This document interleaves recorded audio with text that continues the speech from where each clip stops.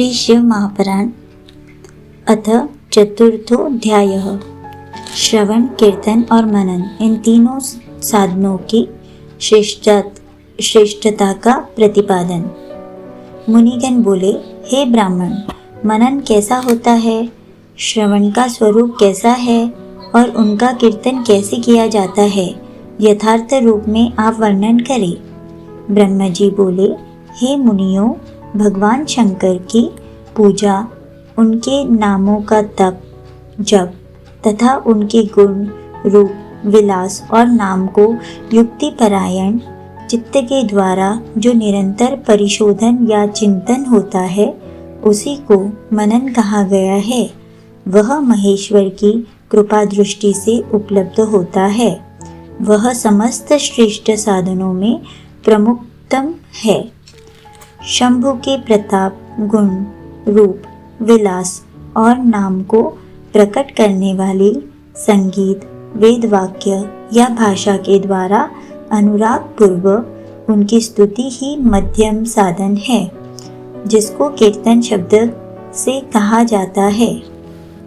हे ज्ञानियों, श्री क्रीड़ा में जैसे मन की आसक्ति होती है, वैसे ही किसी कारण से किसी स्थान में शिव विषयक वाणियों में श्रवणेन्द्रियों की दृढ़तर आसक्ति ही जगत में श्रवण के नाम से प्रसिद्ध है। सर्वप्रथम सज्जनों की संगति से श्रवण सिद्ध होता है, बाद में शिव जी का कीर्तन दृढ़ होता है और अंत में सभी साधनों से श्रेष्ठ शंकर विषयक मनन उत्पन्न होता है। किंतु यह सब उनकी कृपा दृष्टि से ही संभव होता है।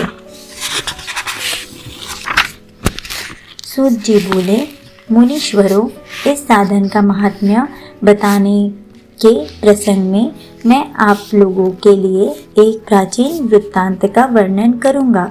उसे ध्यान देकर आप लोग सुने।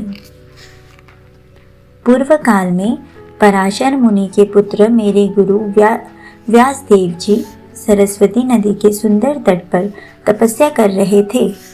एक दिन सूर्य तुल्य तेजस्वी विमान से यात्रा करते हुए भगवान सनत कुमार अकस्मात वहां आ पहुंचे। उन्होंने मेरे गुरुदेव को वहां देखा। वे ध्यान में मग्न थे। उनसे जगने पर उन्होंने ब्रह्म के पुत्र सनत कुमार जी को अपने सामने उपस्थित देखा। वे बड़े वेग से उठे और उनके चरणों में प्रणाम करके मुनि ने उन्हें अर्घ्य प्रदान करके देवताओं के बैठने योग्य आसन भी अर्पित किया। तब प्रसन्न हुए भगवान सनत कुमार विनीत भाव से खड़े हुए व्यास जी से गंभीर वाणी में कहने लगे।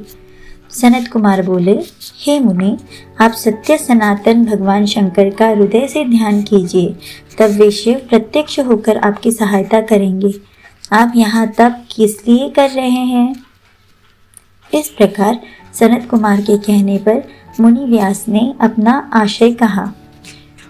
मैं आपकी कृपा से वेद सम्मत धर्म, अर्थ, काम और मोक्ष की कथा को मानव समाज में अनेक प्रकार से प्रदर्शित किया है। इस प्रकार सर्वथा गुरु स्वरूप होने पर भी मुझ में मुक्ति के साधन ज्ञान का उदय नहीं हुआ है। यह आश्चर्य ही है।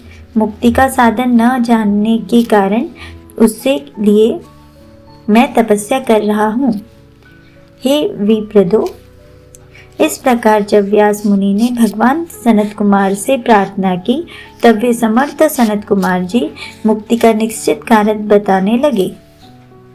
भगवान शंकर का श्रवण, कीर्तन, मनन, ये तीनों महत्तर साधन कहे गए हैं।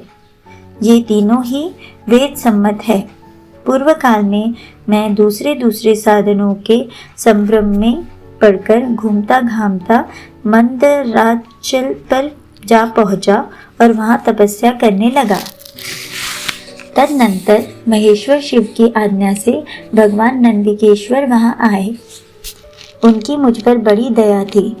वे सबके साक्षी तथा शिवगणों के स्वामी भगवान नंदिकेश्वर मुझे स्नेहपूर्वक मुक्ति का उत्तम साधन बताते हुए बोले, भगवान शंकर का श्रवण, कीर्तन और मनन ये तीनों साधन वेद सम्मत है और मुक्ति के साक्षात कारण है। यह बात स्वयं भगवान शिव ने मुझसे कही है। अतः हे ब्राह्मण, आप श्रवणादि तीनों साधनों का बार बार अनुष्ठान करें। व्यास जी से बार बार ऐसा कहकर अनुगामियों सहित ब्रह्मपुत्र सनत कुमार अपने विमान से परम सुंदर ब्रह्मा धाम को चले गए। इस प्रकार पूर्व काल में इस उत्तम वृत्तांत का मैंने संक्षेप से वर्णन किया है। ऋषिगण बोले, हे सूत जी, आपने श्रवण आदि तीनों साधनों को मुक्ति का उपाय बताया है।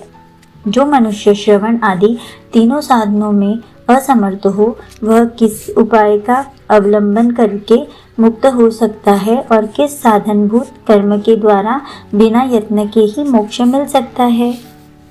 इस प्रकार श्री शिव महापुराण के अंतर्गत प्रथम विद्वेश्वर संहिता के साध्य साधन खंड में चौथा अध्याय पूर्ण हुआ।